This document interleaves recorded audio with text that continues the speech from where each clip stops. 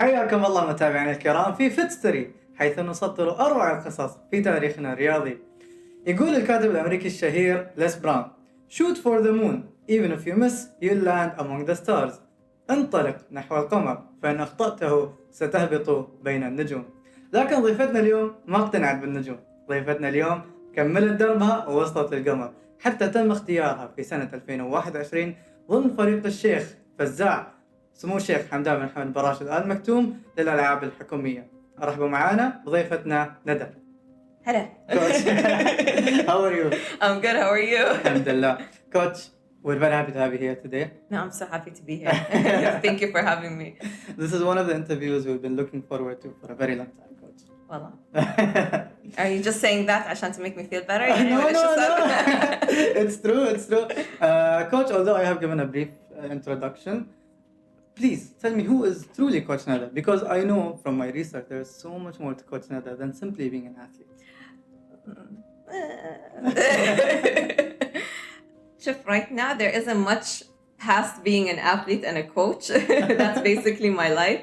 And my two dogs. That's, Oh, you have two dogs? Of course. You have two dogs, what are they called? We have to speak about dogs, we can't ignore that. Tortilla and burrito. It's Mexican food is my favorite. So tortilla and burrito. But yeah, there isn't really much past that. But I do have a bachelor's in film. I started out as a filmmaker, and I used to do rock climbing just for fun. I never took training seriously. I've never been like in a gym I want to train, become an athlete. And then I found calisthenics. I stumbled upon it because my cousin does CrossFit. And she wanted to compete in CrossFit, and she was, she basically introduced me to that. She's like, oh, look at this. And I was like, oh shit, that's pretty cool. And خلاص يعني I just fell in love. تعرف يوم there's like a click that happens, and that click happened with me. And as soon as I got into it and as soon as I tried it, it was like خلاص يعني I wanted to do that. And mind you, when I started, I couldn't even hold myself at the top of a push-up at all. Not even a plank. I couldn't even hold a plank. Like I couldn't do anything. Okay. And I was heavy. I was a fat kid as well. And بس من البداية من أول ما I started I'm very competitive. Very, very competitive. So as soon as I started, it was like, لا, I want to compete in this. And I told my coach at the time, I told him I want to compete, and he just looked at me like, come on, seriously? It's actually so rude. But to be fair, if I was a coach and somebody started out, like not even a push-up, nothing, and told me, oh, I want to do this competitively right now, I would have been kind of like that too. And things take time, and I get very frustrated as well. So it was like, oh my God, bro, the sessions. I used to train for 6 hours a day. For 6 hours? 6 hours, wow. 6 times a week. I did not want, I was living in the gym. I was like, Khalas, this is what I want to do. And that's it. And my whole life changed from being a filmmaker. And at that time I was trying to like work on set and at the same time train. And I was like on set, and every time they yell cut, I'm like, okay, push-ups. So خلاص يعني my whole life changed, and it just became an athlete and a coach, and I'm good at teaching. I used to teach people like editing, and I was actually going to be a professor at my university that I studied, and they called me in to be a professor. MashaAllah. So يعني خلاص, I was like, okay, I'm good at coaching, so I got my degree in sports, and now I'm getting my second degree in physiotherapy. And I got a degree in nutrition, and I was like, okay, this is my life now. A degree in everything. Well, I really believe in that. يعني شوف, إحنا we're put on this planet for a reason. Everybody has a reason. My reason is to learn and to teach. It's not to just be an athlete. And I love teaching, and I love learning. I love knowledge. And at the end of the day, when we're gone, that's all we're left with is the impact that we leave and the knowledge that you have. That's me. MashaAllah, Coach, what is the time frame we're talking about? I mean, I feel like you're talking about tens of years, but no. How long did it take you to? Okay, I'm an Aries. I'm very in that. I get things done. I think, 6 years. 6 years. 6 years. And how old are you now? I'm 26. I started when I was 20. So you started your whole journey when you were 20 years old. Yeah, that's right. Wow. Yeah. MashaAllah. But to be fair, okay, when I got my degree, I graduated school pretty young. I graduated a year in advance. When I went to uni, I was also very young. So I finished my first degree when I was 18, 19. And then I was working for about like a couple of years in the film industry. MashaAllah. When somebody listens to all of this, you started with calisthenics, and I know calisthenics is not something that's so popular. We're talking about 6 years ago, so most people didn't even know what calisthenics was. Probably at that point. We're talking about a lot of progression, mashallah. Did you face any obstacles on the way? Because right now you're highlighting the successes. Oh my God. But I think there would have been so many obstacles on your way. Of course, there's obstacles in anything that you do. You're always going to face challenges and stuff. So my biggest thing, I did get some backlash from the family, obviously, because it was like, what are you doing? You're going to look like a man. And I had to, even my training style, it evolved. I didn't just stick to calisthenics. I also got into like doing powerlifting, and I wanted to get into a little bit of bodybuilding. I want to be like a fully rounded athlete. It was always challenges, and it was always things across the board. There was always something that was happening that was setting me back. But I'll tell you, the biggest challenge is myself. Okay, it's honestly myself. I like that. Yeah, the biggest challenge is me. And I cannot be satisfied. Even when I'm telling you, 6 hours in the gym training, 6 hours, like, consider an hour of me breaking down. Like, oh my God, why am I not? If I don't get a new move, I used to cry, I used to break down. So I usually got in my own way all the time. So I think that was the biggest challenge that I had from everything. It's just myself. So, do you feel you've applied too much pressure on yourself to reach this point? Most people, if I tell them 6 hours training, 6 days a week, they'll be like, burnout. I can't. Yeah. Obviously in the beginning, like I was getting exhausted, and this is how I started wanting to learn about physiotherapy in the beginning. I kept getting injured. Obviously, there's no rest. Like it's common. If you're not resting, you're not recovering, you're gonna get injured. I kept getting like little injuries. I got really bad elbow pain when I got my first muscle up. I forced my first muscle up. Nobody wants to see that. It's terrible. I got really bad elbow and shoulder pain, and then I got to meet this chiro who became my mentor, and she taught me so much things, and I literally she created an entire program for me to learn, and I was like, okay, no, I want to do this for real. So that was the biggest thing, is recovering was really difficult, and yeah. You said chiropractor. So many physiotherapists don't like chiropractors, and so many chiropractors don't like physiotherapists. But you told me you're getting a degree in physiotherapy. Yes, that's correct. So how did you mix these two? The thing is that it's basically, it goes hand in hand. It's not about, the physio doesn't like the chiro, or the chiro doesn't like the physio. It has nothing to do with that. Because a chiro is just it's a more advanced degree than a physio. So if I take physio, and then later on I go like, I want to take higher studies, I could become a chiropractor.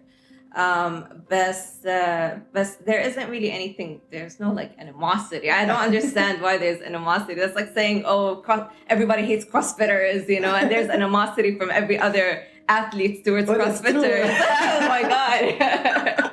It's true. I mean, bodybuilders feel like CrossFitters simply get injured all the time. Jeff, I think at the end of the day, I have so much respect for CrossFitters, and they make so much more money than any other athlete that I know. So I have so much respect, because they really do push their bodies beyond its limit. But, Jeff, at the end of the day, if you're gonna push your body towards its limits, you also need to learn how to recover. And the elite know how to recover, and they eat. Their nutrition is tailored to their, training. I'm not talking about a random CrossFitter in the gym. I'm talking about the elite athletes. Yes. So yeah. I've asked you about the obstacles you faced, but have there been any obstacles that stood out? Like, let's say an injury, a setback, something that stopped you from training for a while? Because I know so many people who have trained, reached a very nice point, and then something happened, some setback, and then they just stopped. It always, it's funny. It always happens at the peak, when you're at your peak, when you're doing the best. I was training and I did a comp call off of the bar. It's like a backflip, but you're sitting and it's like at the top of the pull-up bar. And I did a flip and I landed wrong and I tore my Achilles. It was horrible. It was the worst. I was screaming on the ground for like a good 30 minutes. It was the worst thing ever. So obviously they told me that it's gonna take me a while to recover. But I was in the gym 3 days later. I was like, if I can't do it, if I can't walk, I came in with my crutches and everything. I was like, I'll just do pull-ups. And I did so many, like the amount of upper body and amount of pull-ups and dips that I've done in that period. And I mostly rehabbed myself as well. And I was back to training within almost a month to 2 months. Wow. When it was supposed to take me a while. How long did they tell you you're gonna have to be out? Not training? About 4 almost. 4 months. Before I could do jumps and stuff like that, or running and stuff like that. Yeah. Wow. And did you learn anything? I mean, working on your upper body, did you see some insane changes in your upper body? Biceps. I think, I was really surprised because the first time that I went back to flowing on the bar, obviously I was so scared. Like I was shitting bricks, literally. I was terrified. And even though they told me, they're like, you're not allowed to do it. And I was still in my support that they gave me. And I was like, you know what? No, I'm gonna do it. And I did, and I ended up landing, and I landed right, but then I made it worse. But alhamdulillah, I recovered.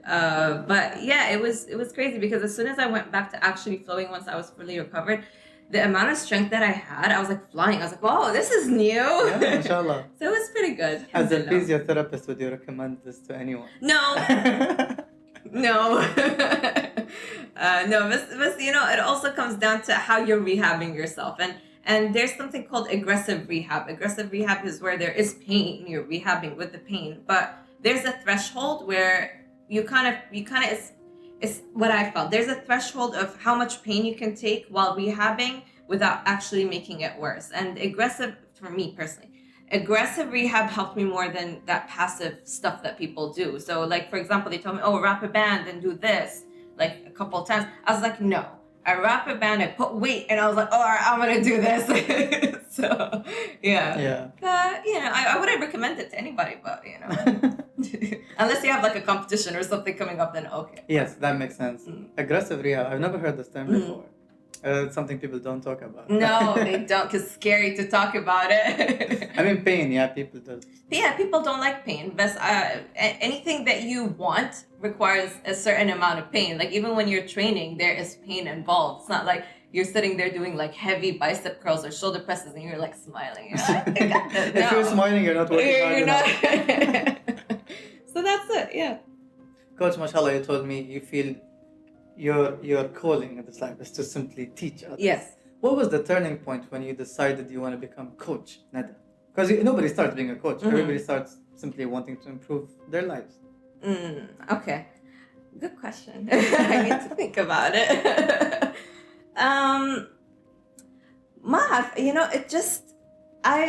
I've always been good at relaying messages, and it's just something, I feel like I've always wanted to help people. I've always wanted to help people, whether it be like when I was in the film industry or when I was like now in the fitness industry. There's something so rewarding about seeing somebody reach their goals. Honestly, like when my clients unlock their first pull-up, their first push-up, they're even like anything, even something as small as going, doing a plank for 10 extra seconds. The way their face lights up and the way that like their success, I guess that it's my success. You know what I mean? And it feels so good. It feels so good to help people reach their goals. And it just, it clicked. When I was training, people used to come for little tips and stuff like that. And I was like, holy shit, I'm really good at explaining this. But also, my coach, when I started, who's now my training partner. We're training partners now. So that's amazing. That's everybody's goal, is to become your coach's training partner. So when I first started, حتى هو ما قصر the way that he taught me and broke things down really made me wanna, like the feeling that I got, I wanted to give it to other people. So it was kind of like that. MashaAllah. And when you first started, you talked about muscle ups, pull ups, push ups. These are some big terms for so many people. When you first started, you said you couldn't even do a push up? I couldn't even hold myself on top of a plank. Wow. Did you have any dream when you started that you now take for granted? That if you're unable to do it, you're not just you anymore. But it was a dream at some point. Let's say when you started, for example, I know people who simply want to get a pull up. That's their dream. Okay. And now they're able to do 20 pull-ups, and they just take it for granted. I can do 20 pull-ups. Yeah. So what was like a dream you had when you first started? It was freestyling. When I started freestyle, 100%. It's so funny. When you freestyle, I don't know if have you ever done freestyle? I tried. I got a shoulder injury. That's why. I will help you out with that. Then I got you. That'd be amazing. When you freestyle, there's something about it. The feeling that you do when you're flowing on a bar, there is nothing that compares to it at all. You feel like you're flying, and it's صراحة the best thing. And when I first started freestyling, that's something I never imagined myself doing. لأن it's not just about, you need strength, you need flow, you need grace, you need to put things together. Lots of stamina. It is a lot of stamina, but mostly it's also about just being fast, like you kind of have to have a good reaction because anything could go wrong. Like if the bar is a little slippery, you could fall.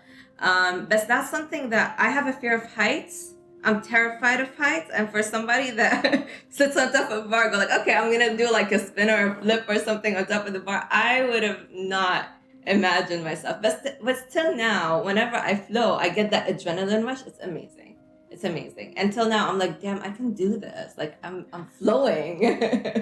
So mashallah, you face your fears head on. 100%. Yeah. Coach,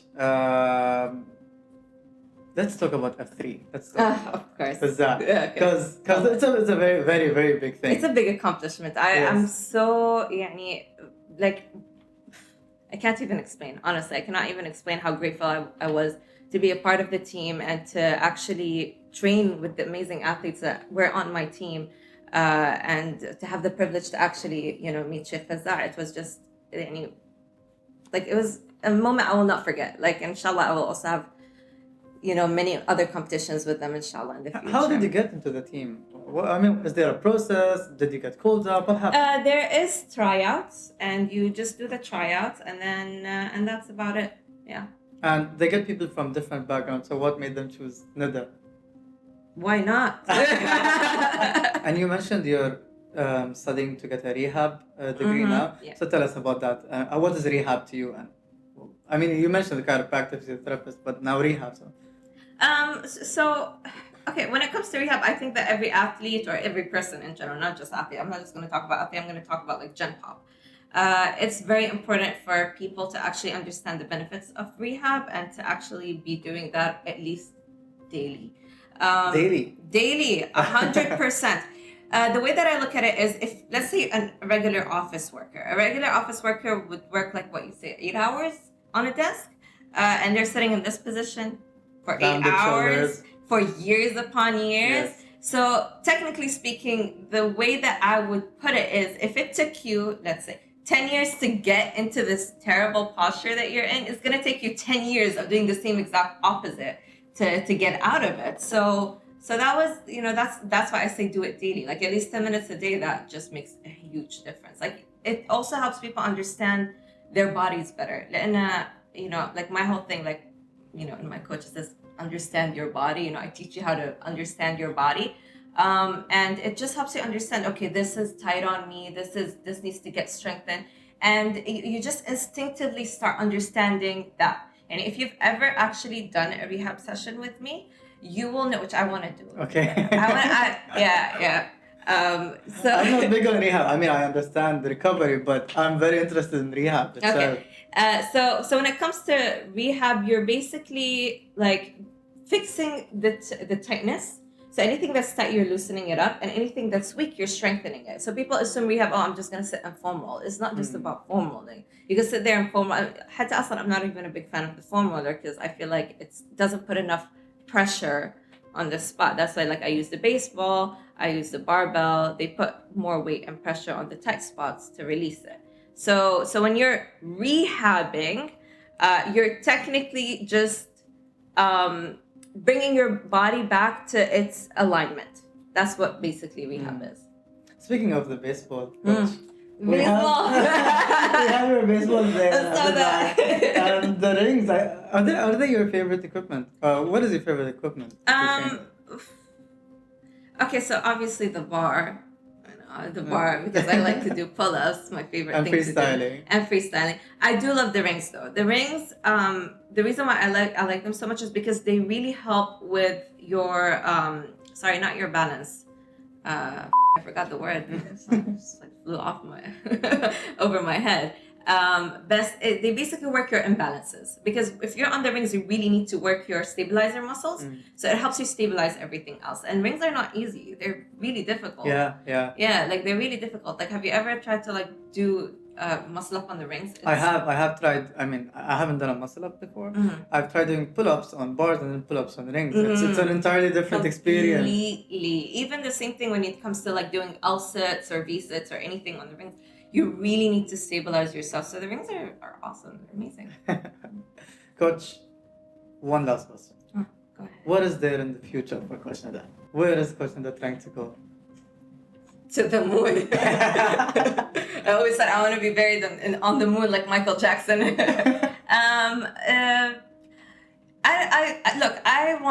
So I have, alhamdulillah, a lot of clients, and I love my clients. But at some point, I would like to personally, for me, to move more to an online platform. That's in terms of my business. I would like to move more to an online platform because I want to be able to reach my full potential as an athlete. Because, as a coach, I don't really get that much time anymore to train myself as much as I want to. So I would like to personally, at some point, be able to just focus on myself as an athlete and just compete more on an international level. So that's it for me. I want to compete here and there, International level? Are we talking about Battle of the Bars? Oh no, not Battle of the Bars. I don't know. I really don't know yet. But we'll see. Inshallah. Coach, at the end of every episode, we have a challenge for our guests. Okay? And you will find your challenge in this envelope. It's in an envelope? Oh, that's so fancy. I love it. All right. So the challenge usually depends on your background. Okay. So let's see. Okay. Oh, this is so cool. Can you read it out loud? All right, Nada, can you pass the ninja test? Cool. What's the ninja test? What are we doing? We'll find out. All right, yeah, I'm excited. Hell yeah, I could pass the ninja test, hopefully. See? Hopefully I don't disappoint. متابعينا الكرام، استمتعنا مع الكوتش ندى، وإن شاء الله نشوفكم في حلقة جديدة، قصة جديدة وفيت ستوري جديد.